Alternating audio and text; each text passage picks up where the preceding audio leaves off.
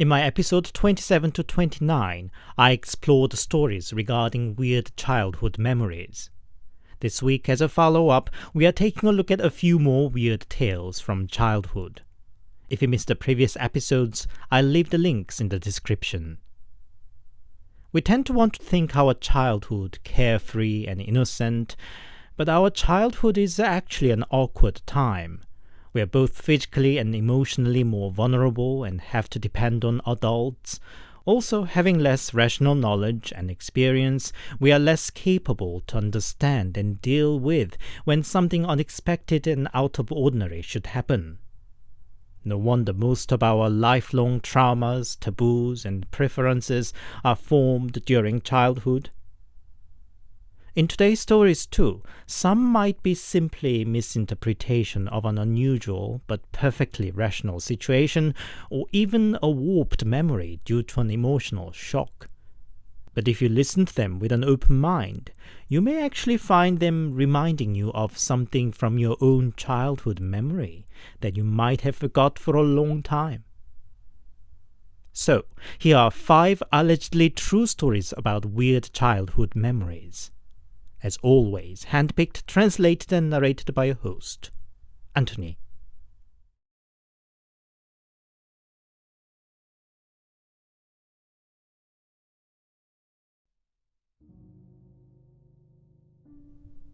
I think I was 6 or 7 then. About the time I remember, after I fell asleep, my mom would put me on her back and went somewhere every night. I slept on without a care, but I could still sense her walking on and on for a long time. It was late 80s and well before the development of the area. All Mom could walk to would have been just barren field and mountain trails there. One day I finally asked Mom, "Mommy, where do you go every night?" "What are you talking about? I never go out at night," said Mom with a surprised face. "But then, who was that woman who'd carry me on her back at nights?" That night I went to bed, and sometime later I found myself on somebody's back again. She was walking into the mountain trail and was wearing white hanbok, the traditional dress. Her hair was short, unlike my mom's. So she definitely wasn't my mother. Even then, I could not fully wake up or say something, and the nightly routine continued. I would wake up in the middle of the night to find the woman carrying me into the mountain. But at some point in the trail, I would doze off again, only to wake up in my bed, soaked with sweat. Maybe it was all but a dream, but it was all too real to be just a dream. My little body being lifted up from the bed, the feel of fabric of her dress on my cheek, and the smell of grass wet with night dew. But one night, I finally managed to look around as I was taken up from bed, and found on my bed me still lying there. Was the woman then taking my spirit alone? With no clear answer, the same nightly routine carried on for months. The woman didn't say or do anything to me all the while, but just walked on as if to get somewhere desperately. One night, I touched her back.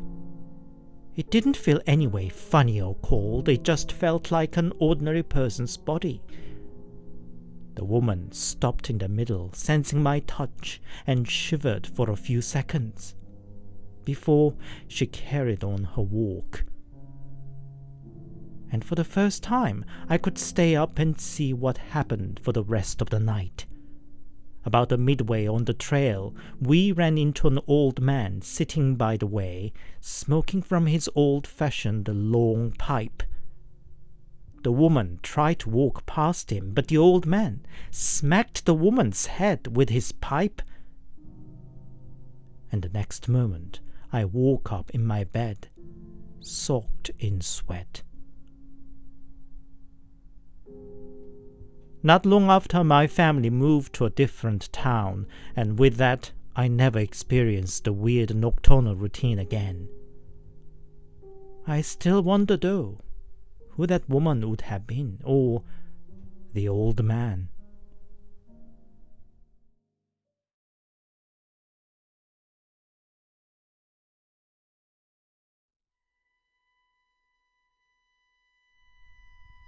When I was little, my family lived in a small flat.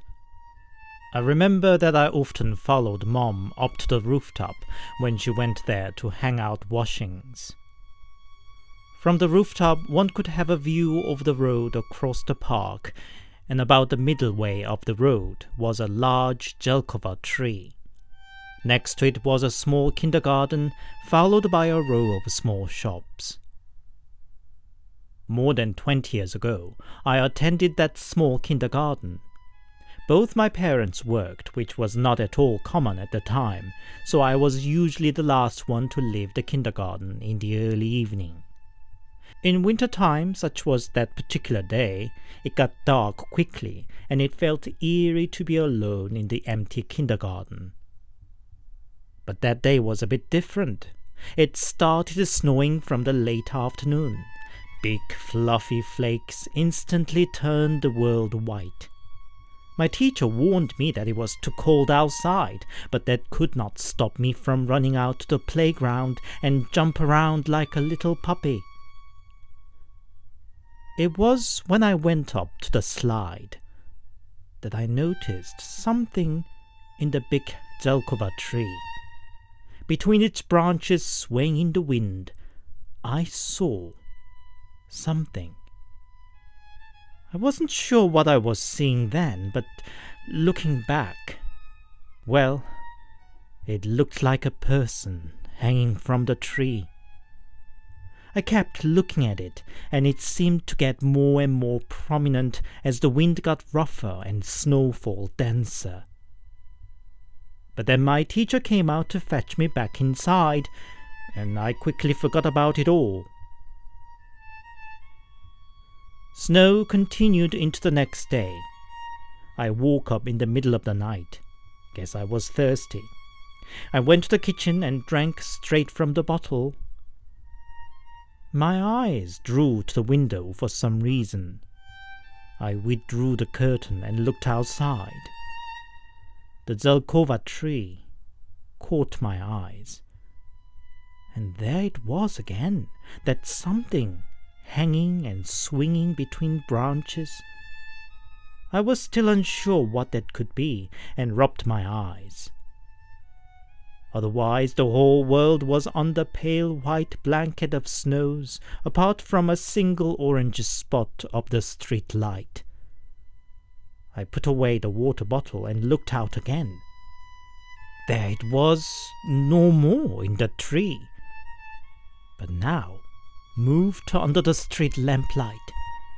It looked like a white piece of fabric, but against the white snowy backdrop, it was unclear. Should I call Mom, I thought, looking towards her bedroom. When I looked outside again, there was nothing under the street lamp. Feeling increasingly uneasy, I looked around, and there it was, now in front of the window of the opposite building. Could that be a flag of a sort, I wondered? But no, it billowed like a whiff of smoke, yet kept a certain shape all the while.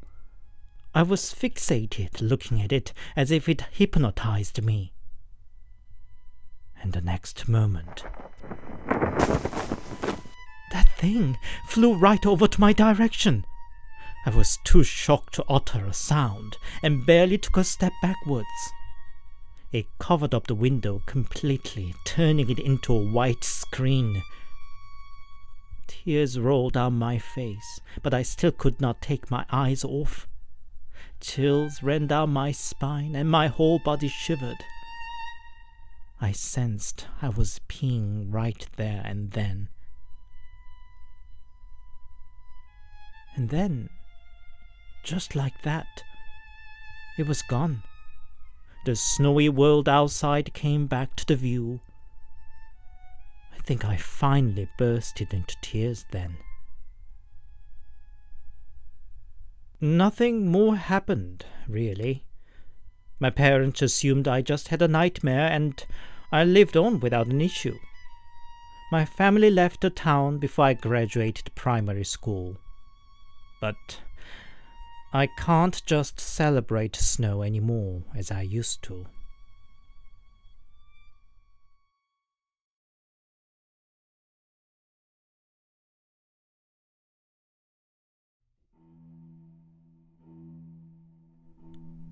According to my parents, I was a bit odd when I was little.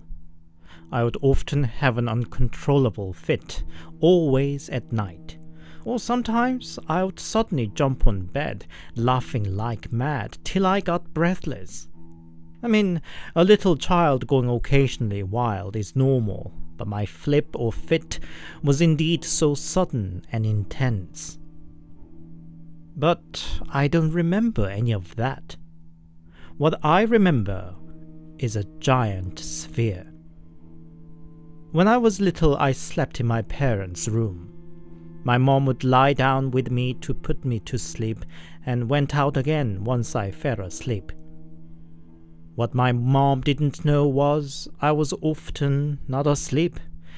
Lying on the big adult-sized bed alone, I would see something that I could not see even when I closed my eyes. They weren't obviously terrifying. They were always massive and chaotic. Sometimes it was a giant ball of yarn, except the yarn was good 1 meter wide cable. In front of my eyes, the giant cables got tangled and knotted up tighter, and it somehow terrified me. Other times, they were massive giants whose each step sent off a wave of loud thud. But it was the sphere that terrified me the most. A sphere as big as the room just floated in the air, motionless. But it scared me so much, and often I screamed and cried. When Mom came in to comfort me, I pushed my face against her bosom and said, "I'm scared of the ball, the ball." Mom didn't understand what I meant, but the terrifying vision disappeared at least when somebody else was with me. But that wasn't the only thing I saw. Sometimes it was more obviously scary. One night I was put to bed. It must have been in summer, as the bedroom door was left opened, and I could see my parents and older brother watching TV in the living room. Suddenly a long-haired woman appeared from the edge of the bed and started crawling up. I jumped up screaming and ran to Mom. When I came back to bed with Mom, there wasn't the woman anymore, but I refused to go back to bed without Mom. My fits and visions, which lasted for months, worried my parents. Though they were skeptics, they even started wondering if there was some ghost haunting me. Dad has a close friend who is a doctor of Korean medicine. My dad suffered tuberculosis in his teens. TB was still thought to be incurable at the time, and most other mates kept distance from Dad, while this doctor friend treated him just as usual. They became best buddies since then. One other thing about this friend is that he is also a master of Saju, or the Four Pillars, a sort of Chinese horoscope. Apparently he's so good that he would leave one bewildered once he started telling his or her fortune. All around an unusual character, I imagine. Anyway, Dad consulted his friend about my weird behaviors. The doctor friend suggested that he examine me in person, and declared I had too much heat accumulated in my stomach, that it made me hallucinate. He prescribed a week's worth of herbal medicine to me. I do remember I had to drink that bitter and foul-smelling brew. I cried out loud that I didn't want it, but parents forced me to drink it down. I never got used to that taste, because they always rewarded me with some sweets or little gifts that I pinched my nose and drank it down in the end.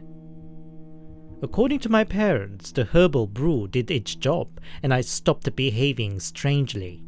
I believe them, as I don't have much of terrifying memories since then either. I did see some flitting images occasionally, like a white hand sliding down the railing or a shadowy figure running by, but they were all too fast and incidental that they didn't leave me much impact to me. But then, when I was 11 or 12, one big instant revisited me. I was taking a nap then, while my 6-year-older brother was playing then immensely popular StarCraft on his computer. Parents were out for some event. I woke up but kept just lying there. As my usual habit, I don't get up in a hurry.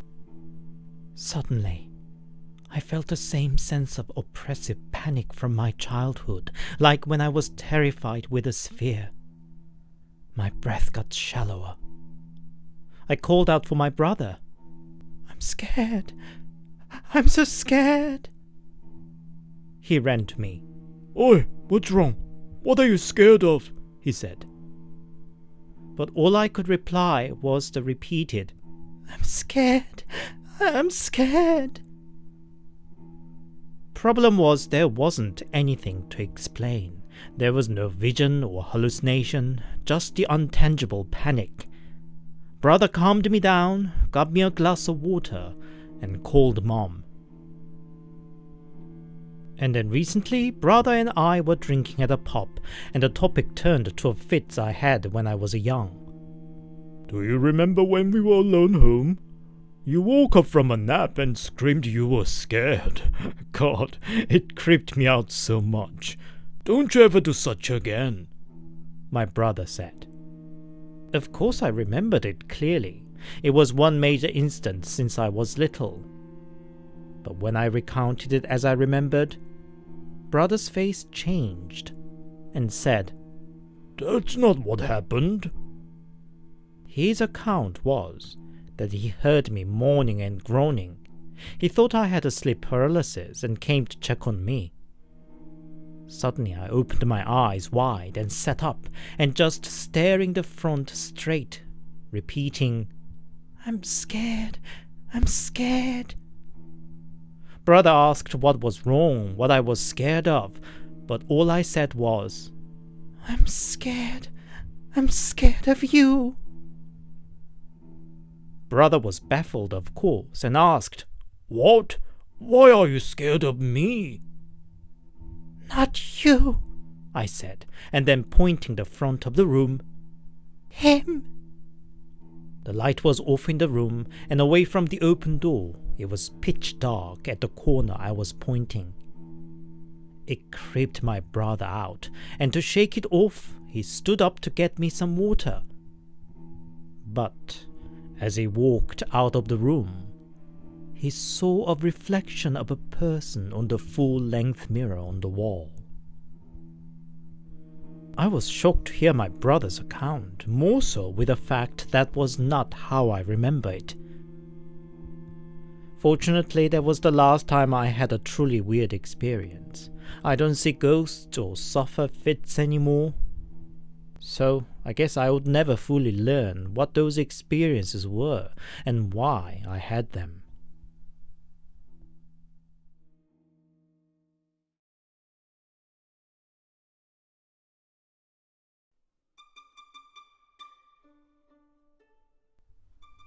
I have a couple of weird memories regarding playground. When I was 4 or 5, in my apartment block was a playground. Of course, for me, the first thing after breakfast was running out there and play around. As it is common at that age, kids on the playground would easily get along and then forget each other easily too. That boy was such a case. I would find him among the bush at the back of the playground, always, Or at least when I remember our conversations, I picture him always among those bushes. In his right hand were a few nails stuck and poking out, and a blood-stained bandage wrapped around them haphazardly. Despite the weird sight, I don't think I found it particularly alarming. I simply asked, "What happened to your hand?" "Nails got stuck," he said. "It must hurt a lot, no?" I said, but he didn't reply. Then we played like any little kids. He loved trying out my tricycle despite his hand. I don't know how long exactly our acquaintance lasted, but the problem was his right hand looked the same all the time, with the nails and blood-stained bandage. It could have been some orthopedic treatment, but could it stay on for months? I don't know if my memory is warped or if it was just what I dreamed, but I still remember his face clearly. Who was that boy? A few years later, my family moved to a different apartment. There was a playground too, which I could look down from my room window on the 9th floor. But it was the beginning of the fast internet connection. I was hooked to internet surfing and didn't frequent the playground as much by then. I also took on more of a teenage behavior early on and went to bed very late, just listening to radio till 2 or 3 in the morning. One night I, as usual, listened to my favorite late-night program that finished at 2 and finally lied down to sleep. But my eyes popped open with the noises from outside. It was the sound of a group of kids playing, giggling, screeching, and calling each other. Oddly, I didn't find it strange, and just thought I should also like to go out to the playground and join them, and fell asleep. The thing is, I did hear the same noise again at about the same time at such an unlikely hour of the day, and fairly regularly too, if not every night. I was never weirded out or found it creepy particularly, except I always stopped myself from withdrawing the curtain to look down. I had this illogical sense that I should not let them know that I heard them. I think I did the right thing.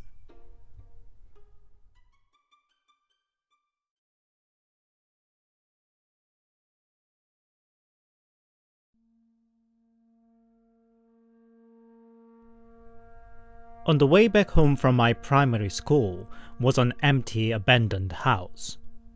The house was quite out of place, looking more like a farmhouse in its whole, plus that it was left empty for a long time was enough for the kids to name it a haunted house. When I was 10, I was on my way home with a couple of mates after school. I noticed disturbing noise well before we reached the empty house. It sounded like metal plates grinding against each other. "What's this noise?" I commented, but my mates just looked at me blankly. Didn't they hear this nerve-scratching noise? Maybe my hearing was more sensitive than others, I thought. As we got nearer to the empty house, I saw a person in white squatting down in front of the house. Strangely, some sort of white aura or hazy light seemed to be surrounding the person. As we got closer, the louder the grating sound got, and I tasted bitter in my mouth too. I got uneasy, but curiosity was still greater. When we got close enough, I finally could see the person was a woman. Her hair was messy, as if not have been washed for a long time. I could not take my eyes off of her as I walked past her. She was sharpening a knife, grinding a much bigger one than a typical kitchen knife, on a wet stone. That creepy noise that had been ringing in my ears from a block away was apparently from that. The whole presence of the woman gave me creeps, but I still didn't want to make it so obvious, and just speeded my steps away from her. And thankfully my mates, still lost in their chatting, kept up the pace with me. When I was sure that we walked enough distance from her, I asked them, "Was that woman sharpening the knife, right? What kind of knife was that?" But my mates looked at me blankly once again. "Woman? What woman?" "I don't know," they said. I was baffled and creeped. How could they miss that? A beggar-looking woman was doing odd thing in the middle of the road. "What do you mean you don't know?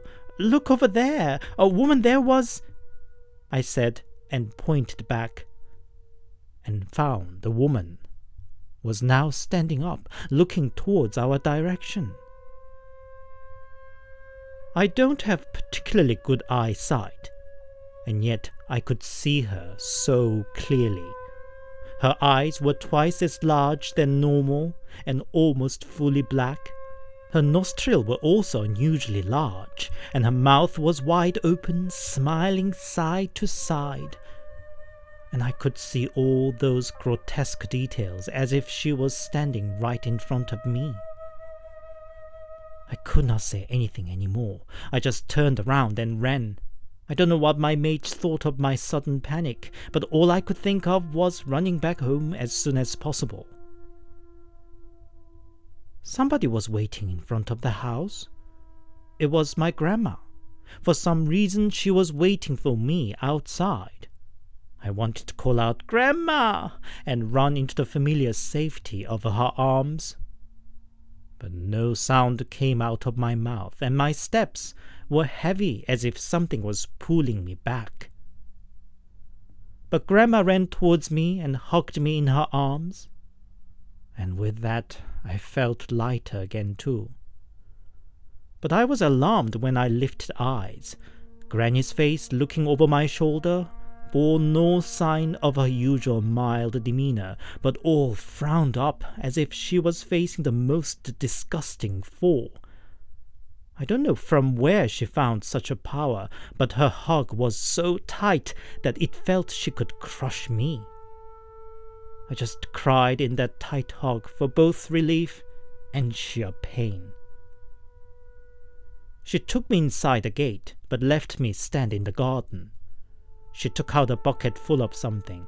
She poured a fistful of its content at each side of the gate, and she also sprinkled it over and around it too. Then she started showering me with that. I realized only then that the white grains were sea salt. I did see Grandma sprinkle it on Dad when he came back from a funeral, but finding myself in the situation was uneasy, and I just bursted into tears once again. Granny let me in the house only when I was thoroughly seasoned that way, but she wasn't done yet. She woke up my uncle, who was sleeping after his night shift, and told him that he shouldn't go to work that day.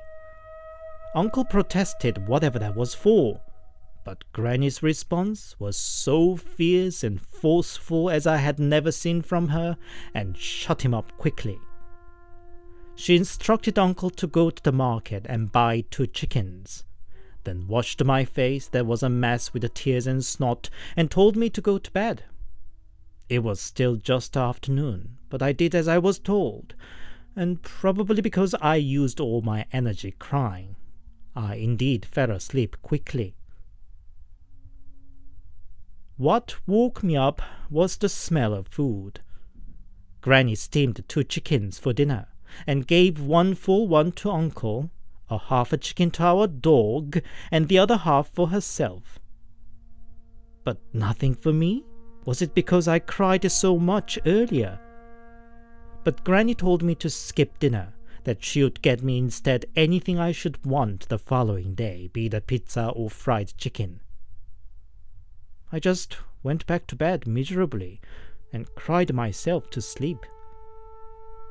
Apart from a short disturbance from loud noises from outside, I thought I slept through the night. But what my uncle told me in the morning was very different. Apparently about 2 o'clock in the morning, I got up and insisted to go out.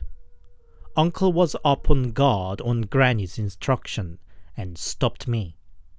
I cried that Mom was waiting outside and should let her in. Just then our usually quiet dog started barking ferociously outside, and Granny ran out too.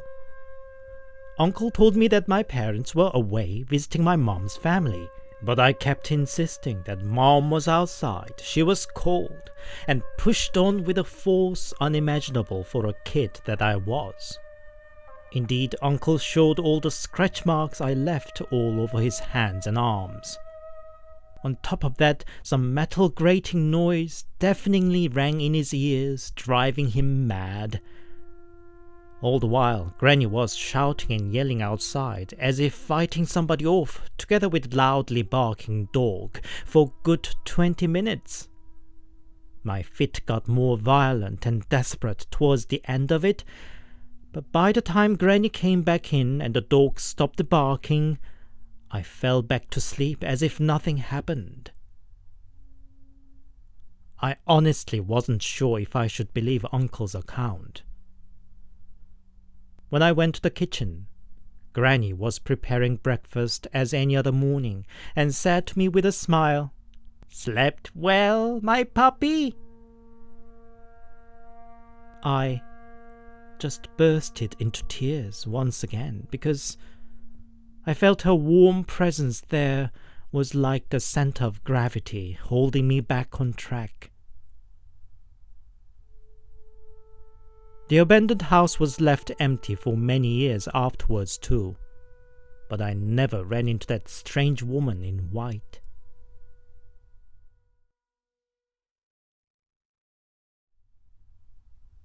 Hi, it's Anthony here, and thank you very much for listening. Hope you enjoyed today's stories. I wonder if any of today's story especially resonated with your own childhood memory. Personally, I was a bit amused to find one of the stories mentioning about the scary image of sphere, because I have pretty much similar memory, albeit no way as traumatizing as in today's story. I think human experiences are unique to each individual, but also there's always something in common. If you enjoyed my work, please give it a like and a comment, and please consider subscribing to my channel. Also, do share it with others, and check out my past episodes too if you missed them. If you'd support me more directly, I also have a Buy Me a Coffee account. The link's in the description. Buy Me a Coffee supporters get an early access to my new videos. Thank you. I'll come back next Sunday. Stay safe and take care.